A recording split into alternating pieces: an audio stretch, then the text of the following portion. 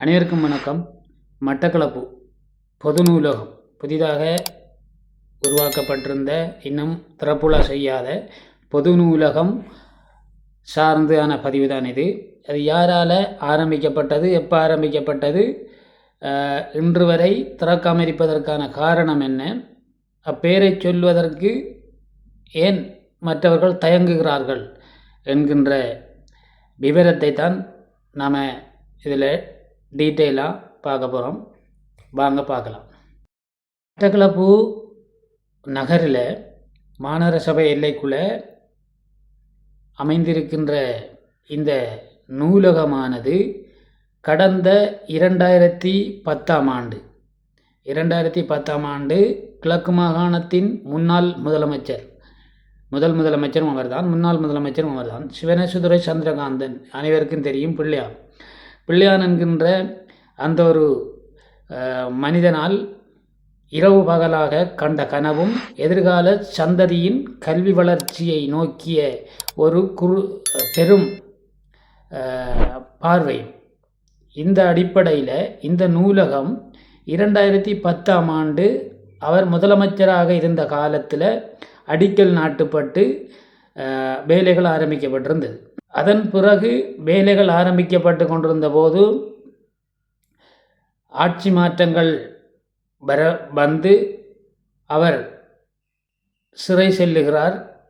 போலி தேசியம் என்கின்ற இந்த தமிழரசு கட்சி நல்லாட்சி என்கின்ற இந்த அரசாங்கத்துக்கு முட்டு கொடுத்து எதிர்க்கட்சி பதவிகளை பெற்றுக்கொண்டு கிழக்கு மாகாணத்தில் பாரியோர் அபிவிருத்தி திட்டங்களை மேற்கொண்டு வந்த திரு பிள்ளையான் அவர்களை சிறைப்பிடித்து இந்த கிழக்கு மாகாணத்தில் வேறு எந்த ஒரு தங்களை தவிர வேறு எந்த ஒரு ஆளுமை மிக்க தலைவர்களும் உருவாகிடக்கூடாது என்பதற்காக அந்த முன்னாள் முதலமைச்சர் சிவனேசுதுரை சந்திரகாந்தனை சிறைப்பிடிக்கின்றார்கள் ஒரு பொய்யான ஒரு குற்றச்சாட்டு வழக்கில். அதன் பிறகு அந்த நூலக வேலைகளானது இடைநிறுத்தப்பட்டு இந்த அவங்களுக்கு பார்க்க தெரியும் ஒரு வேலை முடியுமா முடியாதோ என்ற ஒரு துப்பாக்கிய நிலையில் அந்த நூலகம் அமைந்திருந்தது. வெறும் சீமெந்து பூச்சிகளாலும் கற்களாலும் நிரம்பிய நூலகமாக அமைந்திருந்ததை அனைவரும் பார்க்கக்கூடியமாக இருந்தது. திரு பிள்ளையான் அவர்கள் 2020 ஆண்டு பாருங்கள், 10 வருடம் தாண்டி அதற்கு பிறகும் 5 வருடம் சிறை, 5 வருடம் ஆட்சி, அதுக்குள்ளே கட்டப்பட்ட நூலகம் குறுகிய ஒரு கட்டடம். அதற்கு பிறகு 5 வருடம் சிறை கழிந்து 2020 ஆண்டு பாராளுமன்ற தேர்தலில் அமோக வெற்றி பெற்று, மக்கள் ஆணையோடு அமோக வெற்றி பெற்று 2020 ஆண்டு வெளியில் வந்து இந்த நூலகத்தை கட்டுவதற்காக ஒரு பாராளுமன்ற உறுப்பினராக, ராஜாங்க அமைச்சர் ஆகவும், மட்டக்களப்பு மாவட்ட அபிவிருத்தி குழுவின் தலைவராகவும் முக்கிய பொறுப்புகளில் இருந்து கொண்டு அரசாங்கத்திடம் கோத்தாபாய அரசாங்கத்தை மக்கள் வீட்டுக்கு அனுப்பிவிட்டு பொறுப்பை ஏற்றிருந்த ரணில் விக்ரமசிங்கே அரசாங்கத்தோடு இணைந்து பயணித்து கொண்டிருந்த சிவனேசுதுரை சந்திரகாந்தன் அவர்கள் இந்த நூலகத்தை தன்னால் உருவாக்கப்பட்ட தனது கனவு உருவாக்கப்பட்ட இந்த நூலகத்தை எப்படியாவது முடித்து இந்த மக்கள் கையில் ஒப்படைக்க வேண்டும், எதிர்கால சந்ததிகளை வளர வைக்க வேண்டும் என்கின்ற ஒரு நீண்ட நெடிய சிந்தனையின் மத்தியில் இந்த நூலகத்தை முடிக்க வேண்டும் என்று மதிப்புக்குரிய முன்னாள் ஜனாதிபதி ரணில் விக்ரமசிங்கே ஐயா அவர்களிடம் கோரிக்கையை முன்வைத்து கடிதம் மூலமாக வேண்டுகோளை விடுத்து பல மில்லியன் ரூபா நிதிகளை இந்த நூலகத்துக்காக ஒதுக்கீடு செய்கின்றார். தளபாடங்கள் வாங்குவதற்காகவும் பல மில்லியன்களை ஒதுக்கீடு செய்து அதிலிருந்து வந்த நிதியை இந்த நூலகத்திற்கு தேவையான ஆரம்பித்து பூச்சி வேலைகள், உள் வேலைகள், மாவுள், அது இது என்று எல்லா வேலைகளையும் முடித்து கீழுக்கு தேவையான தளபாடங்களை பெற்று, பல இடங்களிலும் இருந்து கீழுக்கு தேவையான தளபாடங்களையும் பெற்று வெளிநாடு உள்நாடு படித்தவர்கள், புத்திஜீவிகள், சமூக நலன் விரும்பிகள் என்று பலரிடமும் நூலகத்துக்கு தேவையான புத்தகங்களை அன்பளிப்பாகவும் பணம் கொடுத்தும் பெற்று அதுக்கென்றொரு இடத்தை ஒதுக்கி பல புத்தகங்கள், நூற்றுக்கணக்கான ஆயிரக்கணக்கான பல புத்தகங்களை அடுக்கி வைத்திருந்த நிலையில் இந்த புத்தகங்களை வைத்து ரூமில் பூட்டி வைத்து எந்த பிரயோஜனமும் இல்லை. இதை மக்கள் பாவனைக்கிட வேணும், அறிவு வளர்ச்சிக்கு இதை பயன்படுத்த வேணும் என்கின்ற சிந்தனையோடு இதை கரையானரிக்கின்ற நிலையில் சென்றபோது இதை வைத்திருக்கக்கூடாது என்பதற்காகத்தான் உடனடியாக முன்னாள் ஜனாதிபதி ரணில் விக்ரமசிங்கே அவர்களிடம் பணத்தை பெற்று இந்த நூலகத்துக்கு முழு பணத்தையும் செலவழித்து வேலையை ஆரம்பித்து மிக விரைவில் திறக்கின்ற தருவாயில் கீழ்வேலையெல்லாம் முடிஞ்சு தளவாடங்கள் எல்லாம் போடுபட்டு எல்லாம் பார்வையாகி வந்து விட்டது. இனி மேலுக்கு மாத்திரம்தான் வேலை இருந்தது. அதையும் இன்னொரு சிறிய தொகை பணங்களில் அதையும் முடித்து அந்த இடத்தை ஒரு பூங்காவாக மாற்றி மக்கள் பாவனைக்காக, மாணவர்களின் பாவனைக்காக, எதிர்கால சந்ததிகளின் பாவனைக்காக அதை கையளிக்கின்ற ஏற்பாடுகளை செய்து கொண்டிருக்கும் போது மீண்டும் ஆட்சி மாற்றம் ஒன்று ஏற்பட்டு புதிய ஜனாதிபதி அவர்கள் தெரிவாகி மீண்டும் ஒரு குற்றச்சாட்டினூடாக அவரை கடந்த 4ஆம் மாதம் 8ஆம் தேதி என்று நினைக்கின்றேன், ஒரு வருடமாக போகின்றது, தடுப்பு காவலில் கொண்டு செல்கின்றார். குறிப்பாக இதை உற்று நோக்கி பார்க்க போனால் 2 தடவை 5 வருடம் முடிந்து திரும்ப இப்போ 1 வருடம். இதுகளை உற்று நோக்கி பார்க்க போனால் சாதாரணமாக நம்ம ஒரு பொதுமகனாக யோசிக்கும் போது இத்தனை பேர் இந்த கிழக்கு மாகாணத்தை ஆண்டிருக்கின்றார்கள், பாராளுமன்ற உறுப்பினராக இருந்திருக்கிறார்கள், அபிவிருத்தி குழு தலைவராக இருந்திருக்கின்றார்கள், அமைச்சராக இருந்திருக்கின்றார்கள், முதலமைச்சராக இருந்திருக்கின்றார்கள். இவர்களெல்லாம் செய்யாத, இந்த மட்டக்களப்புக்கு கொண்டு வராத அந்த மில்லியன் கணக்கான நிதியை சிவனேஸ்வர சந்திரகாந்தன் பிள்ளையான் அவர்கள் அவரின் ஆட்சி காலத்தில் 5 வருட 4 வருடம் ஆட்சி காலத்தில் கொண்டு வந்திருக்கின்றார். அதைவிட அவர் முதலமைச்சராக இருந்த காலத்தில் இதைவிட பல மில்லியனான நிதிகளை பெற்று அரசாங்கத்திடம் கிழக்கு மாகாணத்தில் பலதரப்பட்ட அபிவிருத்தி வேலைகளை செய்திருக்கின்றார்.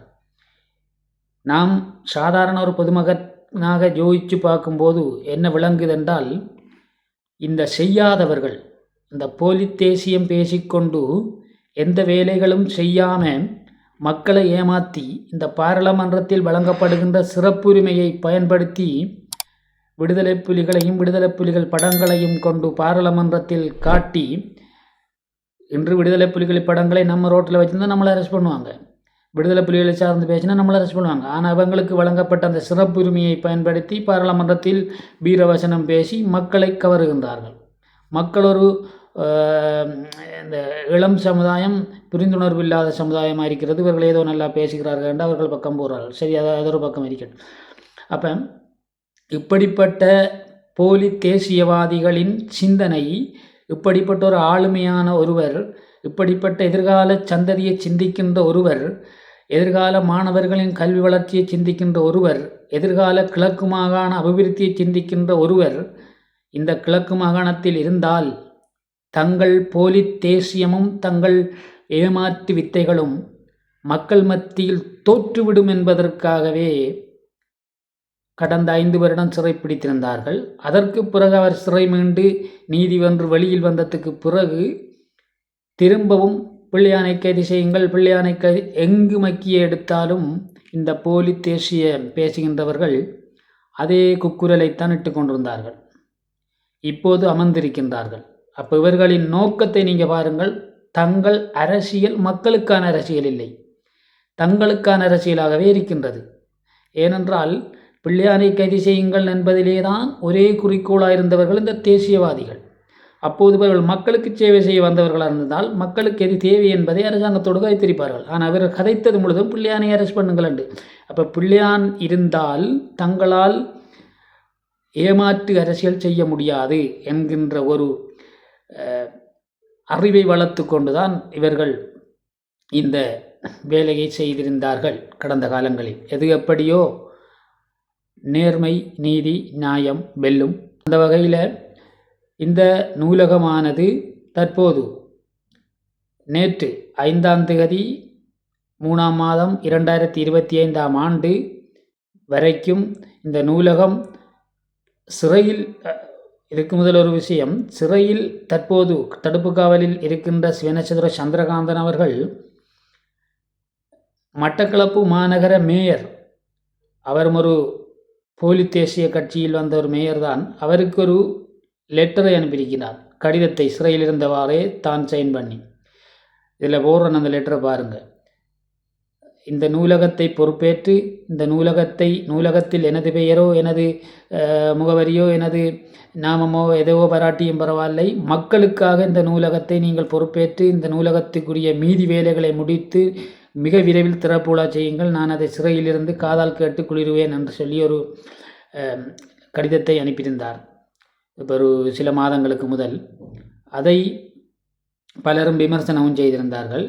கௌரவ ஆளுநர் கிழக்கு மாகாணம், முதல்வர் மாநகர சபை மட்டக்களப்பு மாநகர எல்லைக்குள் புதிதாக அமைக்கப்பட்ட நூலகத்தை மக்கள் பாவனைக்கு கையளிப்பது தொடர்பாக 2012ஆம் ஆண்டு நான் கிழக்கு மாகாண முதலமைச்சராக மக்கள் பணியாற்றிய காலகட்டத்தில் மட்டக்களப்பு மக்களின் தேவை கருதியும் விசேடமாக எமது மாணவர்களின் எதிர்கால நலன் கருதியும் சகல வசதிகளுடன் கூடிய நவீன நூலகம் ஒன்றை அமைப்பதற்கான ஆரம்ப பணிகளை முன்னெடுத்திருந்தேன். அதற்கான அடித்தளமிட்டு முதல் கள வேலைகளை நிறைவு செய்திருந்த வேளையில் 2015ஆம் ஆண்டு அப்போதைய நல்லாட்சி அரசு என்னை அரசியல் பழிவாங்கும் நோக்குடன் 5 வருடங்களுக்கு மேல் சிறைப்படுத்தியது. இந்த நூலகமானது எமது மாவட்டத்தின் கல்வி வளர்ச்சியில், குறிப்பாக வறுமை கோட்டின் கீழ் வாழுகின்ற மாணவர்களின் கல்விக்கு மிகவும் காத்திரமான பங்களிப்பை வழங்கக்கூடிய அத்தியாவசிய திட்டம் என்பதை அறிந்தும் கூட என்னால் முன்னெடுக்கப்பட்ட திட்டம் என்ற ஒரே ஒரு காரணத்திற்காக நல்லாட்சி அரசும் அவர்களுடன் இணைந்த போலி தமிழ் தேசியவாதிகளும் இதன் கட்டுமான பணிகளை முற்றாக இடைநிறுத்தி கிடப்பில் போட்டு மகிழ்ந்திருந்தனர். இருப்பினும் 2020ஆம் ஆண்டு இடம்பெற்ற பாராளுமன்ற தேர்தலில் எனது மாவட்ட மக்கள் என்னை அமோக வெற்றி பெறச் செய்து நான் நீதி வென்று சிறை மீண்டேன். அதன் பின் கிராமிய வீதிகள் அபிவிருத்தி ராஜாங்க அமைச்சராகவும் மட்டக்களப்பு மாவட்ட அபிவிருத்தி குழுவின் தலைவராகவும் எனது மக்கள் பணிகளை மீண்டும் ஆரம்பித்தேன். அந்த வகையில் கைவிடப்பட்டிருந்த குறித்த நூலகத்தின் கட்டுமான பணிகளை மீள ஆரம்பித்தேன். அப்போதைய கொரோனா தொற்று மற்றும் பொருளாதார நெருக்கடிக்கு மத்தியிலும் என்னால் மேற்கொள்ளப்பட்ட பாரிய முயற்சிகளின் பலனாக சுமார் 600 மில்லியனுக்கும் அதிகமான நிதி ஒதுக்கீடுகளின் ஊடாக இந்நூலகத்தின் பெரும்பாலான வேலைகளை முடிவுறுத்தி மக்கள் பாவனைக்கு கையளிக்கும் நிலைக்கு கொண்டு வந்துள்ளேன். அத்தோடு நூலகத்திற்கு தேவையான சுமார் 1 லட்சத்திற்கும் அதிகமான நூல்களை பெரும் சிரமத்திற்கு மத்தியில் வெளிநாடுகளிலும் உள்நாடுகளிலும் இருந்து சேகரித்து வைத்துள்ள நிலையில் பெருமதியான நூல்கள் போதிய பராமரிப்பின்றி சேதமடையும் அபாயம் உள்ளது என்பதையும் தங்களது கவனத்திற்கு கொண்டு வருகின்றேன். மீண்டும் சந்தேகத்தின் பெயரில் தடுப்பு காவலில் இருந்து மடல் எழுதும் துர்ப்பாக்கிய நிலைக்கு தற்போது நான் தள்ளப்பட்டுள்ளேன். தடுப்பு காவலில் உள்ள நான் நீதி வென்று விடுதலையாகும் நாளை நான் அறியேன். இருப்பினும் எஞ்சியிருக்கும் குறித்த நூலகத்தின் சொற்ப வேலைகளை முடிவுறுத்தி இந்நூலகத்தை மக்கள் பாவனைக்கு விரைவாக கையளிக்க இன மத அரசியல் கடந்து நீங்கள் பணியாற்றுவீர்கள் என எனக்கு நம்பிக்கை உள்ளது. இந்த நூலக வேலை திட்டம் எனது எண்ணக்கருவில் உதயமாகி அவற்றில் பெரும்பாலான வேலைகளை மக்கள் ஆணையுடன் நான் நிறைவேற்றி இருந்தாலும் குறித்த நூலகத்தில் எனது பெயரோ அடையாளமோ அவசியமற்றது. எனினும் இந்நூலகத்தின் திறப்பு விழாவினை நான் பார்ப்பதற்கு பாக்கியமற்றவனாக இருந்தாலும் சிறையில் இருந்தவாறே குறித்த நூலக திறப்பு விழா செய்தியினை செவிகளால் கேட்டாவது இன்புறுவேன். எனவே இந்த நூலக பணிகளை முடிவுறுத்த தேவையான காத்திரமான நடவடிக்கைகளை முன்னெடுக்குமாறு கேட்டுக்கொள்கின்றேன். இப்படிக்கு என்றென்றும் மக்கள் பணியில் சிவனேசதுரை சந்திரகாந்தன் பிள்ளையார். அதன் அடிப்படையில் நேற்று 5ஆம் தேதி 3ஆம் மாதம் 2025ஆம் ஆண்டு அந்த நூலகத்தை பெற்றுக்கொண்ட மட்டக்களப்பு மாவட்ட மேயர் திறப்பை பெற்றுக்கொண்டிருக்கின்றார். கட்டடங்கள் திணைக்களத்திடம் நினைக்கிறேன் பெற்றுக்கொண்டு அந்த ஊடக சந்திப்பை ஏற்படுத்தியிருந்தார். அதில் இந்த நூலகம் எப்படி உருவாக்கப்பட்டது, ஏன் இந்த இடத்தில் வந்தது, எதற்காக வந்தது, இந்த நூலகத்தை இப்படி பெருங்கனவு கண்டு உருவாக்கியவர் யார், அவர் இன்று இல்லாத கட்டத்தில் மக்களுக்கான இந்த தேவையை அவர் விட்டு சென்று இருக்கின்றார் என்கின்ற ஒரு துளி வார்த்தை கூட சொல்லவில்லை. ஏனென்றால் அவர் வேறொரு கட்சி சார்ந்தவர், அவர்கள் கட்சிக்காகவே வாழ்கின்றவர்கள். அதனால தான் சொல்லவில்லை. மக்களுக்காக வாழ்கின்றவராக இருந்திருந்தால் இதை சொல்லியிருப்பார்கள். கட்சிக்காகவும் அரசியலுக்காகவும் வாழ்கின்றவர்கள் இன்னொருவரை புகழ மாட்டார்கள். மக்களுக்காக வாழ்கின்றவர்கள் நியாயம், நேர்மை, நீதி என்பனவற்றை புகழ்ந்துதான் பேசுவார்கள் என்பதை இதிலிருந்து விளங்கிக் கொள்ளணும் நீங்கள். அப்போ நேற்று அவர் எந்த கருத்தும் தெரிவிக்காமல் இது ஒரு மட்டக்களப்பில் சிறந்த ஒரு நூலகம், மட்டக்களப்பில் ஒரு மிக வரப்பிரசாதம் என்ற மாதிரி பேசி அந்த கீயை பெற்றுக்கொண்டு பார்வையிட்டு வந்திருந்தார். இது 100% முழுக்க முன்னாள் முதலமைச்சர் சிவனேச சந்திரகாந்தன் அவர்களின் கனவு. இதில் போடுறோம் பாருங்கள் அந்த படத்தை. அவர் இரவு பகலாக காரியாலயத்திலிருந்து தனது அதிகாரிகள் உறுப்பினர்களை வைத்து இரவு பகலாக தன் பொறியியலாளர்களை தன் உதவியாளர்களை வைத்து இரவு பகலாக வரைந்த இந்த நூலகம் அவரின் கனவு நூலகம்தான். இது உருவாக்கப்பட்டு மேல்வேலை கீழ்வேலையெல்லாம் முடித்து திறப்பு விழா நடந்தால் இலங்கையில் இல்லை, ஆசியாவிலே மிகப்பெரிய நூலகமாக வரும். ஆசியாவில் மிகப்பெரிய நூலகமாக யாழ்ப்பாணத்தில் இருக்கின்றது.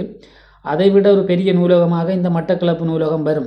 இது வந்துடக்கூடாது. வந்தால் சிவனேஸ்வர சந்திரகாந்தனின் பெயர் தான் இந்த உலக நிலைக்கும். எதிர்கால சந்ததிகள், எதிர்கால மாணவர்கள் அவரின் பெயரைத்தான் சொல்லுவார்கள். அவரின் நூலகமாக இருந்துவிடும், அவரின் பெயர் அங்கே பொறிக்கப்பட்டுவிடும், அவரின் படங்கள் உள்ளுக்குள் வைக்கப்பட்டுவிடும் என்பதற்காக, இதை விடக்கூடாது என்பதற்காகத்தான் ஆரம்பத்திலே தடுத்தார்கள், சிறைப்பிடித்தார்கள். ஆனால் அவர் சிறை மீண்டு வந்தார். அந்த வேலைகளை தொடங்கியும் காலன் செய்த கோலனோ தெரியவில்லை. மீண்டும் அவர் சிறைப்பிடிக்கப்பட்டிருக்கின்றார். எது எப்படியோ அவர்களின் போலி தேசியவாதிகளின் சிந்தனை, அவரின் பெயரோ அவரின் படமோ எதுவுமோ இருக்கக்கூடாது, அவரால் திறப்புலா செய்யக்கூடாது என்கின்ற போலிகளின் சிந்தனைகள் செயல்பாட்டில் தற்போது இருக்கின்றது. எது எப்படியோ மக்களுக்கான தேவை நிறைவேற வேண்டும் என்பதுதான் அண்ணனின் நோக்கம், சிவனேச சந்திரகாந்தன் அவர்களின் நோக்கம். அந்த அடிப்படையில் இந்த நூலகத்தை பொறுப்பேற்றிருக்கின்றார். மிக விரைவில் இதை திறந்து மக்கள் பாவனைக்காக கையளிக்க வேண்டும். 2010ஆம் ஆண்டு கட்டப்பட்டது. 2026ஆம் ஆண்டு 16 வருடங்கள் தாண்டியும் இன்னும் இந்த நூலகம் பூர்த்தி பெறாத காரணத்தினால் நீங்கள் இதிலிருந்து ஒன்றை சிந்திக்கணும். இது பலர் சொல்கிற மாதிரி பிள்ளையான் கட்டவில்லை, பிள்ளையானால் கொண்டு வரவில்லை என்றால் ஏன் 16 வருடங்கள் காத்திருந்தவர்கள்? தமிழ் தேசிய பேசுகின்ற போலி தேசியவாதிகள் தானே ஆட்சியில் இருந்தார்கள். அவர்கள் கொண்டு வந்திருந்தால் இதை அவர்கள் முடித்திருக்கலாம். இல்லை, இது பிள்ளையானால் கொண்டு வரப்பட்டதால் தான் பிள்ளையானின் பிள்ளையானுக்கு ஏற்பட்ட தடங்கல்கள், ஜெயில், சிறை, வழக்கு, பதவி இழப்பு எல்லாத்தாலேயும் இழுவறைப்பட்டு தான் 16 வருடங்கள் கடந்தது. அதை அனைவரும் புரிந்து கொள்ள வேண்டும். இந்த நூலகத்துக்கு 100க்கு 100% ஒரு அடித்தளமிட்டொரால் இந்த நூலகத்தை பார்த்தால் நமக்கு ஞாபகத்துக்கு வர வேண்டியது பிள்ளையான் சிவனேசதுரை சந்திரகாந்தன் என்கின்ற இந்த நாமந்தான் ஞாபகத்துக்கு வர வேண்டும். மிக விரைவில் எதிர்வருகின்ற மாகாண சபை தேர்தல் நடந்தால் நிச்சயமாக ஒரு மாற்றம் கொண்டு வர வேண்டும் என்று நாம் நினைக்கின்றோம். எது எப்படியோ நீண்ட நேர பதிவாகிவிட்டது. அனைவரும் இதை பார்த்து இந்த நூலகம் யாரால் உருவாக்கப்பட்டது என்கின்ற, எப்போ உருவாக்கப்பட்டது என்கின்ற அறிந்து வைத்திருக்குமாறு கேட்டு விடைபெறுகிறேன். நன்றி, வணக்கம்.